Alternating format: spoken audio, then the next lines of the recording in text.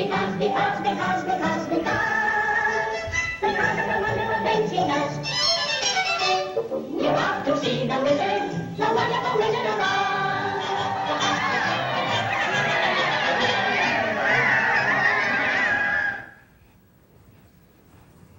Okay, this should be fun. This is creative time. What did you see? No mics. Just say it loud enough for everyone to hear. What did you see in there? What about that was like a manager or a leader on a journey?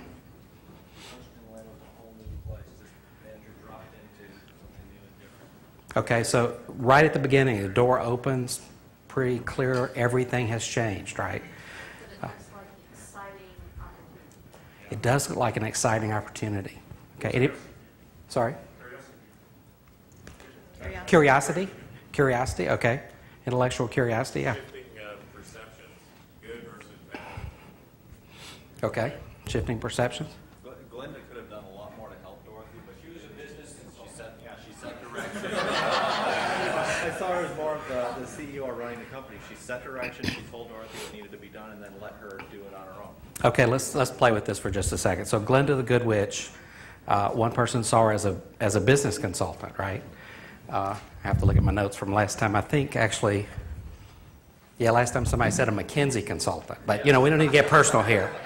And we have had some people say that was like an OD consultant coming into your organization. So they come in to sort of help clarify some things, but what did they do? Just ask a bunch of questions, right? Are you the witch? Is this the witch? Are you a good witch or a bad witch? Gave some very vague advice. Follow the yellow brick road, but also pointed out some concerns. You've made a very powerful enemy here, right? And I'm not going to be with you, so go deal with that enemy. Okay, so consultant, somebody else said they were like a CEO maybe, the vague general direction, but letting you go to do it and sort of disappeared. And also dressed in very expensive clothing. So I guess that could be McKinsey or CEO. Okay, so other thoughts? She got the red slippers. She got resources, right? That she doesn't even know what they're for yet, but somehow they're supposed to be very powerful, yeah. Before all that, she went for exploratory phase. Went out and took a look at everything that was there to get some idea of the landscape. Okay, so this is an important point. So she's leaving this sepia-toned world to this bright, beautiful new place, say being a manager. There is some fear. There was acknowledgement of the reality of the situation. We're not in Kansas anymore. Okay, all right. Yeah, pretty clear. If you saw the first part of the movie, this is clearly different from where we've been. Okay, other thoughts? Yeah. New place, where to go, what to do. Okay. New place, where do I need to go? What do I need to do? Yes. She had a clear goal, which was going home, and in spite of her fear, she had the courage to take action. Okay. She has a desirable goal or vision for where she wants to get, and there seems to be a whole group of people who are convinced that this yellow brick road is the way to go. So she's got a lot of people helping, stick to this yellow brick road. And it looks deceptively simple right there at the beginning, doesn't it? I mean, how could you not follow a yellow brick road? It's the only thing yellow around, so, okay. There was also the attempt to map the unknown to known quantities. For instance, when the good witch showed up, she presumed immediately that Dorothy was a witch because that's her experience. And of course, Dorothy immediately presumed other things, like it must be in the rainbow or whatever. Okay, yeah, they both had maybe some preconceived notions or mental maps. When I encounter a person in this world, they must be a witch. Obviously, they've shown great power. Yeah. Changing the reference model? Talk about that a little bit. I mean, when you are, let's say, under the consensus, for instance, you are within a certain reference model. Okay, yeah. When you move forward and you appear in the new realm, then the reference model changes. So that means that if you take the same actions there that you were taking before, it's the same. Yeah, there's a concept that once we get a mental model or a reference model, we tend to reinterpret what we see in our current model. Or if we see something that might discount that model, we reinterpret it. So very important. There's an abundantly clear change of models here. Yeah, Pete.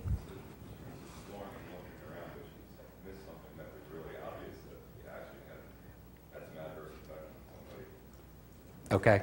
Yeah, sometimes people are referred to, none of you, I'm sure, because you're top talent, but sometimes we refer to a person in a management position as they're leaving bodies in their wake. Have you ever heard that? No names, please, but we've heard that concept about people. Yeah, so she's leaving a body in the wake here. Yeah.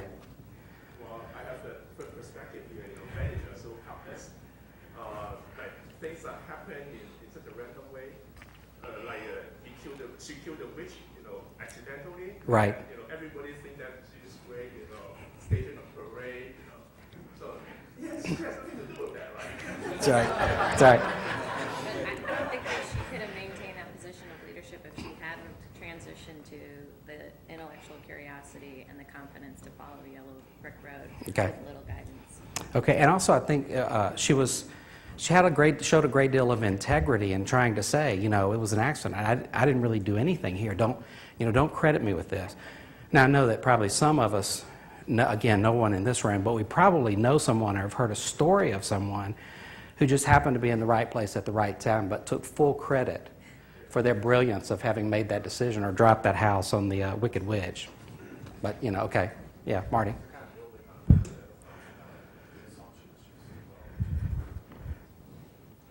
Yeah, she's having her assumptions challenged right there. Only bad witches are ugly, yes. She continued her journey alone. Maybe she might get some consultant advice by ours, but she has to make her own decision more forward. Absolutely, yeah, very important. Like I said, there's a whole village of people standing around saying, yes, Yellow Brick Road, that's what you need to do. And they're all very happy. They're not following the Yellow Brick Road, but they're sending her off to follow the Yellow Brick Road. Yes? She seemed receptive to input. From that I derived that maybe she was a good follower as well. All right. Trusting, that intellectual curiosity that a couple of speakers have talked about. She's open to learning new things. She does have some assumptions, but she's allowing them to be challenged, and she's taking a lot of advice. Yeah. She also acknowledged that she had made a mistake in perceptions not like that. And apologized for that. So Yeah. Yeah, it's starting off pretty good for a brand new manager, right? Open to learning, seeing things in a different light, not taking credit for things that just happened accidentally, opened up to advice. I mean, if somebody floats in a bubble dressed like that, you got to think, should I listen to this person? Okay, so there were some hands over here. I haven't, this part of the room. Any other comments or thoughts about that? Okay, yes. I think one of the things is the Munchkins. They sort of look at her and who is she, and it's interesting because they're so much smaller than she is. So they call in their advisor. And they called in the good witch to sort of say, hey, we don't know who this person is, and we're not going to approach her. You need to come in and sort of tell us good, bad. So they're sort of like employees. Okay, like although all employees aren't short, but symbolically, yeah. So they're like employees. They're trying to figure this thing out too, and they're asking around, like, has anybody worked with this person? Well, they must be a witch. Let's get our witch in to talk to them. Okay. So, in a lot of ways, we've already established now that Dorothy is kind of, sort of, not exactly, but as a metaphor for a manager. I don't know how many of you experienced this, or maybe it was a long time ago, and so you have forgotten it. But back when you were an individual contributor, was there ever a thought in your mind that once I become a manager, things will be so much better? Almost an over-the-rainbow kind of thing, like when you're having to do something that your manager wants you to do, and you're thinking it's wasting your time or it's taking away from something, and you think, when I get to be a manager, it's going to be over the rainbow, bluebirds will be flying and singing, it's going to be a beautiful thing. And it does look beautiful at first, but when she opens that door, it's a whole new world. But as we all know, things will start to change. Okay, so now let's get to some technology is a wonderful thing. Okay, so I want to point out a couple things here. A manager leading change has to start with a strategic focus, a vision, or what's called the future perfect. Now, let me tell you about future perfect. in Latin, I took 4 years of Latin in high school. It's been very useful. And one of the things that was very hard for me was the future perfect tense. Future perfect tense means that you are going out to a point in the future and you're looking back as